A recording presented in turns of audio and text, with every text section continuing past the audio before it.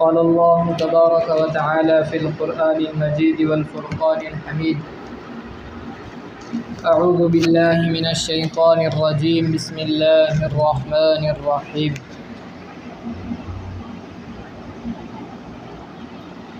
فلما أسلما وتله للجبين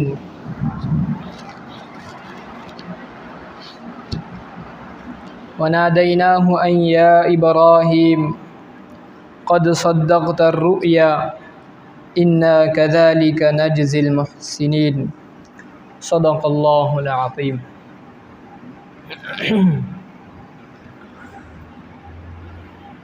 وقال النبي صلى الله عليه وسلم سنة أبيكم إبراهيم. وقال في موضع آخر من وجد سعة فلم يضحي فلا يحضر مصلانا، أو كما قال عليه الصلاة والسلام. سبحان ربك رب العزة عما يصفون وسلام على المرسلين والحمد لله رب العالمين. درود شریف پڑھ لیجیے. اللہم صلی علی سیدنا محمد وعلی آل سیدنا محمد وبارک وسلم. اللہم صلی علی سیدنا محمد وعلی آل سیدنا محمد وبارک وسلم. اللہم صلی علی سیدنا محمد وعلی آل سیدنا محمد وبارک وسلم. عزیز دوستو، سامعین کرام، اللہ تبارک و تعالی نے انسانیت کی ہدایت کے لیے کم و بیش 1.25 لاکھ انبیاء علیہم السلام کا انتخاب فرمایا اور انہیں دنیا میں مبعوث فرمایا. ان میں کچھ انبیاء برگزیدہ ہیں، کچھ انبیاء کو فضیلت حاصل ہے. انہی میں سے ایک نبی ہے حضرت ابراہیم علیہ السلام، جن کا لقب خلیل اللہ ہے کہ وہ اللہ کے خلیل ہیں. خلیل اللہ حضرت ابراہیم علیہ السلام کا اللہ تبارک و تعالی نے ان کی زندگی میں کچھ امتحانات لیے، ان کی آزمائش کی، ابتلا کیا.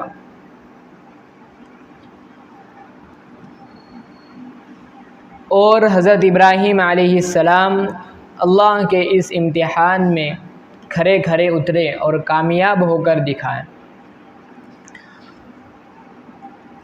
چنانچہ پہلا امتحان اللہ نے آگ کے ذریعے لیا کہ نمرود نے آپ کو آگ میں ڈالنے کی اور آپ کو آگ میں ڈال کر قتل کرنے کی سازش کی. دوسرا امتحان یہ کہ اللہ پاک نے اپنے گھر والوں کو چھوڑنے کا حکم دیا.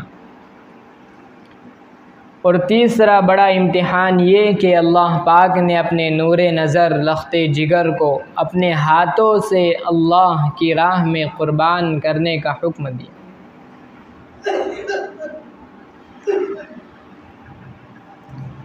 پہلا امتحان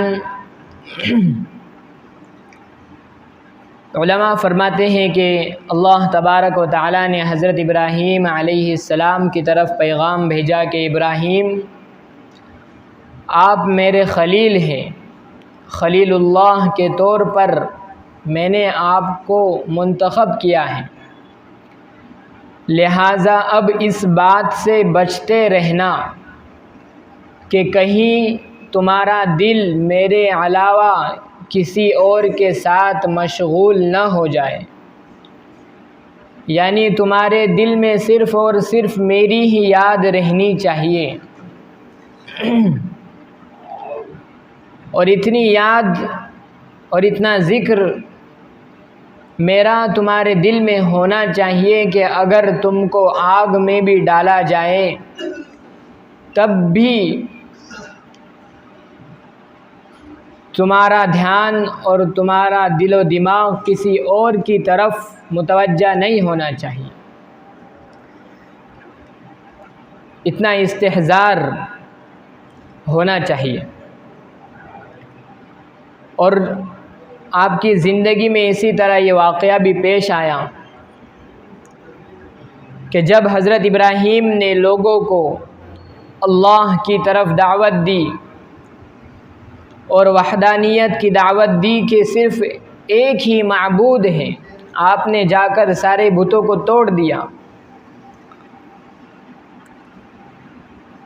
تو قوم نے آپ کی مخالفت شروع کر دی کہ یہ کون نیا بندہ ہے جو ہمارے معبودوں کی توہین کر رہا ہے، اور ان کے لیے اس نے سازشیں رچا رکھی ہے اور ہمارے بتوں کو اس نے نقصان پہنچایا، لہٰذا حرقوہ وانصروا آلہتکم ان کنتم فاعلین، کہ اپنے معبودوں کو بچاؤ اور اس کو ٹھکانے لگاؤ، اس کو آگ میں جلا دو، قوم نے کہا۔ اور پھر اتنی بڑی آگ جلائی گئی، اتنی بڑی کہ آگ کے قریب آنا مشکل ہو گیا۔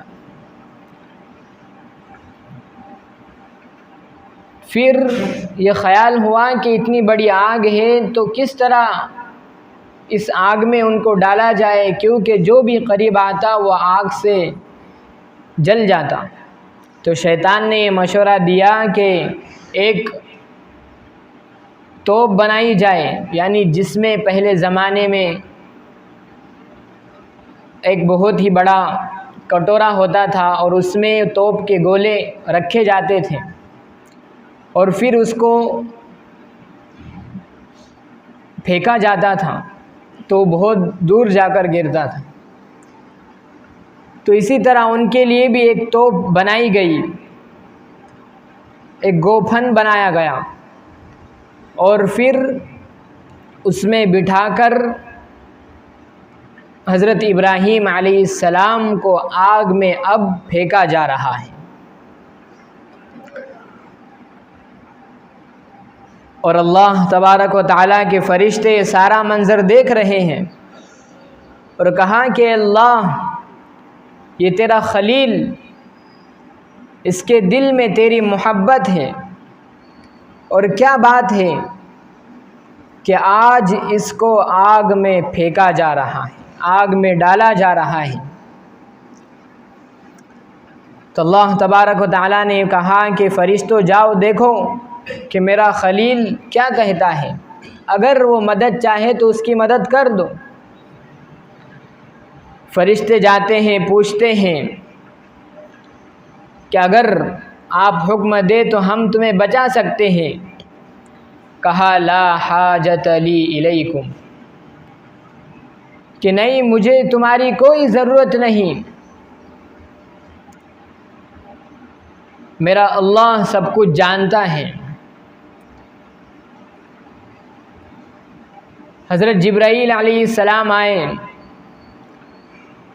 کہا کہ خلیل اللہ، یہ کیا ماجرا ہو رہا ہے، آپ حکم دیجئے کہ آپ کو اس سے میں نجات دلا سکوں۔ کہا کہ کیا تم اپنی مرضی سے آئے ہو یا اللہ کے حکم سے آئے ہو؟ کہا میں تو اللہ ہی کی مرضی سے آیا ہوں، لیکن اللہ نے کہا ہے کہ اگر وہ تمہاری مدد قبول کر لے تو ان کی مدد کر دو۔ فرمایا جب میرے اللہ کو میرے ہر ایک ایک پل کی، ایک ایک لمحے کی خبر ہے اور وہ سارا ماجرا دیکھ رہا ہے، تو میں اس سارے ماجرے کا تعلق اور ان سب کا اللہ تبارک و تعالیٰ اللہ ہی کے لیے میں کافی سمجھتا ہوں۔ اس واقعے کے لیے میں اللہ ہی کو کافی سمجھتا ہوں، لہٰذا مجھے تمہاری کوئی مدد کی ضرورت نہیں۔ تو اللہ نے کہا ہے کہ یہ میرا اور میرے خلیل کا معاملہ ہے، فرشتوں تم دور ہو جاؤ۔ تو جس کے دل میں اللہ کی یاد ہو اور جو اللہ کا محبوب بندہ ہو تو اللہ پاک کی مخلوق ان کو کیسے نقصان پہنچا سکتی ہے؟ لہٰذا آگ جلا نہیں سکتی جب تک اللہ کا حکم نہ ہو، چھری چل نہیں سکتی جب تک اللہ کا حکم نہ ہو۔ چنانچہ آگ کو ارشاد ہوتا ہے یا نار کونی بردا وسلاما علی ابراہیم، اے آگ میرے خلیل اور ابراہیم کے لیے تو ٹھنڈی ہو جا، اور زیادہ ٹھنڈی بھی نہیں بلکہ سلامتی والی، نارمل، کہ نہ زیادہ گرمی لگے نہ زیادہ ٹھنڈی لگے۔ تو اس طرح اللہ تبارک و تعالیٰ نے اس جلتے ہوئے شعلوں کو حضرت ابراہیم علیہ السلام کے لیے ایک باغ بنا دیا اور آگ کو گلے گلزار بنا دیا، اور ان انگاروں میں جو آسمانوں کی بلندی کو چھوتے تھے اس میں بھی اللہ نے اپنے خلیل کی حفاظت کر کے دکھلائی کہ دنیا یہ اسباب اختیار کر سکتی ہے، لیکن ان اسبابوں پر بتلاؤ حکم کس کا ہے؟ حکم ہمارا چلتا ہے کہ جب تک ہمارا حکم نہ ہو ایک پتا بھی درخت سے ٹوٹ کر نہیں گر سکتا۔ تو اللہ تبارک و تعالیٰ نے آپ کی نگاہ، آپ کی توجہ، آپ کا بھروسہ، توکل اللہ ہی کی ذات پر تھا، اللہ سے ہٹ کر کسی اور کی طرف آپ نے نظر نہیں کی، لہٰذا اللہ نے آپ کی مدد کی اور اس طرح پہلے امتحان میں آپ کامیاب ہو گئے۔ اور دوسرا بڑا امتحان آپ کا یہ ہوا کہ آپ کو حکم ہوا کہ آپ اپنے گھر والوں کو چھوڑ کر آئے کسی لق و دق میدان میں۔ چنانچہ آپ اپنے گھر والوں کو لے کر چلے ہیں، حضرت ہاجرہ علیہ السلام، حضرت اسماعیل علیہ السلام، چھوٹے بچے دودھ پیتے ہیں، اور ملک شام سے چلتے چلتے آج جہاں پر کعبہ ہے، حرم شریف ہے، وہاں پر آ کر آپ کو رکنے کا، وہاں چھوڑنے کا حکم ہوا۔ تقریباً 1500 کلومیٹر یہ گنتی ہوتی ہے جتنا وہ راستہ طے کر کے آئے، شام سے مکہ تک 1500 کلومیٹر۔ ہم خود غور کریں کہ دودھ پیتا بچہ ہے، اس حالت میں حکم ہو رہا ہے کہ جاؤ چھوڑ کر آؤ، اور کہاں چھوڑنا ہے کہ جہاں پرندہ پر نہ مار سکے، جنگلی جانوروں درندوں کا خوف ہو ہر طرف، نہ کھانے کو کھانا ہو نہ پینے کو پانی ہو، ایسے علاقے میں آپ کو چھوڑنے کا حکم ہوتا ہے۔ آپ گئے اور چھوڑ کر واپس جا رہے ہیں۔ حضرت ہاجرہ پوچھتی ہیں کہ ابراہیم خلیل اللہ، کیا بات ہے، ہمیں کہاں چھوڑ کر جا رہے ہو؟ جواب نہیں دیا۔ دوبارہ پوچھا کس کے حوالے ہمیں چھوڑ کر جا رہے ہو؟ خاموش۔ وہ بھی نبی کی بیوی تھی، صحبت یافتہ تھی، تو تیسری بار کہا کہ کیا اللہ کا حکم ہے کہ ہمیں یہاں چھوڑ کر جائیں، کہ اللہ نے حکم دیا ہے؟ جواب میں سر ہلایا کہ ہاں اللہ نے حکم دیا ہے، یہ اللہ کا حکم ہے جو میں عمل کر رہا ہوں اور جو تم دیکھ رہی ہو۔ کچھ زبان سے نہیں کہا۔ تو پھر فرمایا حضرت ہاجرہ علیہ السلام نے کہ اگر یہ اللہ کا حکم ہے تو آپ بالکل بے فکر رہیے، اللہ ہمیں ضائع نہیں کر سکتا، وہ کارساز ہمارا رہے گا، وہ ہمارا خیال رکھے گا، اور ہم اللہ کے حوالے ہیں۔ لہٰذا حضرت ابراہیم علیہ السلام چھوڑ کر رخصت ہوئے۔ کافی دور جا کر جب وہ نظر سے اوجھل ہو گئے تو آپ سواری سے اترے اور دعا کی اللہ تبارک و تعالی سے، ربنا انی اسکنت من ذریتی بواد غیر ذی زرع عند بیتک المحرم، اے پروردگار میرے گھر والوں کو، میرے لخت جگر کو تیرے حکم پر میں چھوڑ کر جا رہا ہوں، اور تو جانتا ہے کہ علاقہ کیسا ہے، نہ یہاں پر دیکھنے کے لیے کوئی ہری گھاس ہے، نہ چرند ہے، نہ پرند ہے۔ اے اللہ، ہر قسم کی نعمت اور ہر قسم کی آرامی اور رزق انہیں تو نصیب فرما تاکہ یہ تیری عبادت کریں۔ چنانچہ آپ نے دعا کی اور وہاں سے رخصت ہو گئے۔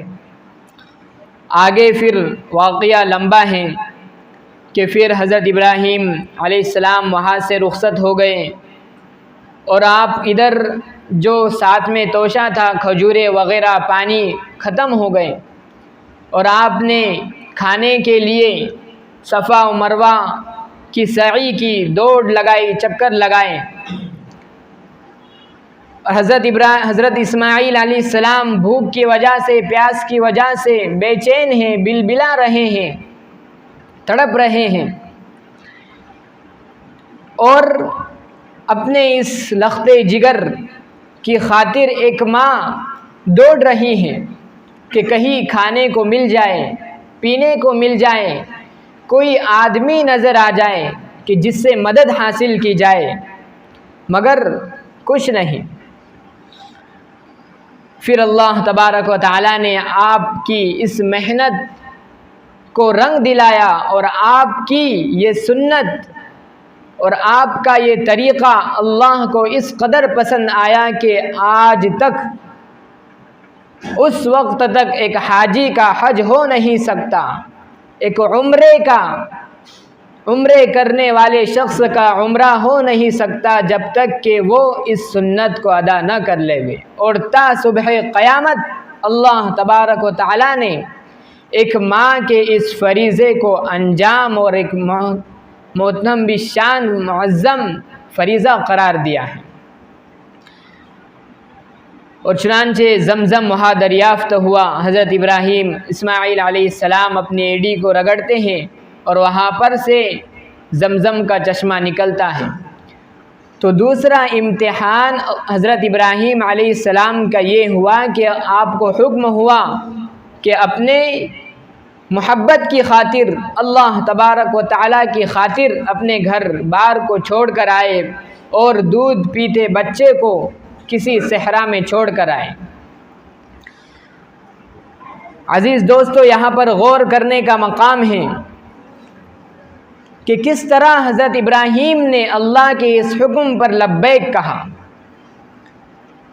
کیا ہمارا یہ حال ہے؟ اگر نہیں ہے تو ہونا چاہیے، لیکن معاملہ بالکل برعکس ہے، الٹا ہے۔ آج ہمارا گھرانہ اللہ کے حکم کو پورا کرنے میں رکاوٹ بنتا ہے، ہمارا کاروبار، ہماری تجارت اللہ کے حکم کو پورا کرنے میں رکاوٹ بن رہی ہے۔ اللہ معاف کریں، کیسا زمانہ ہے کہ بالکل ایک ایک کام، قدم قدم پر اللہ کے حکم کو پورا کرنے جاؤ تو رکاوٹیں ہی رکاوٹیں نظر آتی ہیں۔